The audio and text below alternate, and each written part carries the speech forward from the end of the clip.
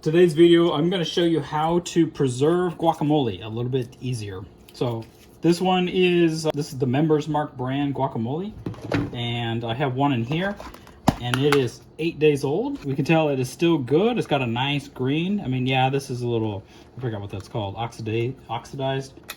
But so that is, that's basically pretty good right there. I know some people would disagree, but in my case, right, I would just kind of skim that off. Maybe 1/8 inch, right? Just a little bit. But we have a still very green guacamole for, you know, for eating. This is like 8 days old. So no, it is not instantly browned. So it's nothing fancy. It's literally just a piece of aluminum foil, a little bit bigger than that. So I happen to have an extra piece of aluminum foil over here. So I'm gonna grab me the kitchen scissors. Don't tell my wife. And I'm just gonna have one of these. Now, normally I would just eyeball it, but you know, if you're not sure what size, that's fine. Just set it down, and you want to cut a little bit wider than the object, right? Because you need to be able to wrap this around. If it's under, and your final product looks like that, all this air is gonna get under there, and it's gonna totally spoil. So it's not gonna be cool. All right, so we're just gonna go over here, snip and slide that out of the way.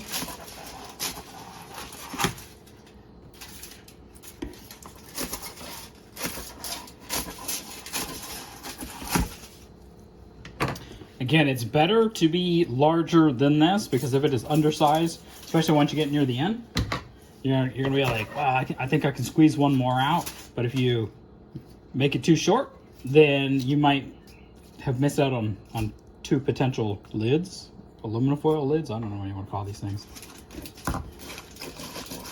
So we're just gonna cut that. So I'm gonna finish cutting this up. Okay, now this one, this is kind of what I was talking about. If I cut this in half, let's just fold in half temporarily, right? That looks like a pretty good piece. But if we stick it on there, it doesn't quite seal up. So unfortunately, while I'm wasting some aluminum foil, this right here is guaranteed to get wrapped all the way around.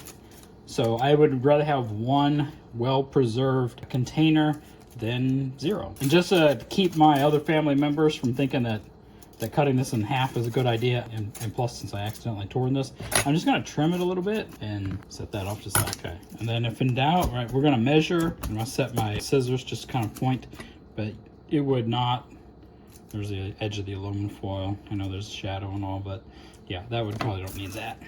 And that would not seal it up. So we're just gonna leave it the way it is. Well, we'll trim it slightly. Now that I got a bunch of these things, now what do? Well, I keep mine in the drawer. So we got our plastic wrap, we got our parchment paper, little snack bags. So I keep mine right under here, inside of the, right underneath the snack bag. What's going on with that stuff? But you can see we got a handful. Normally I wouldn't bother cutting up the aluminum foil and making more until I ran out, or at least got down to like maybe 1 or 2. We eat these things all the time, so this is a very high demand. But yeah, there we go. Boom, set it in there, hide it, slide it. This is where we keep some of our Tupperwares.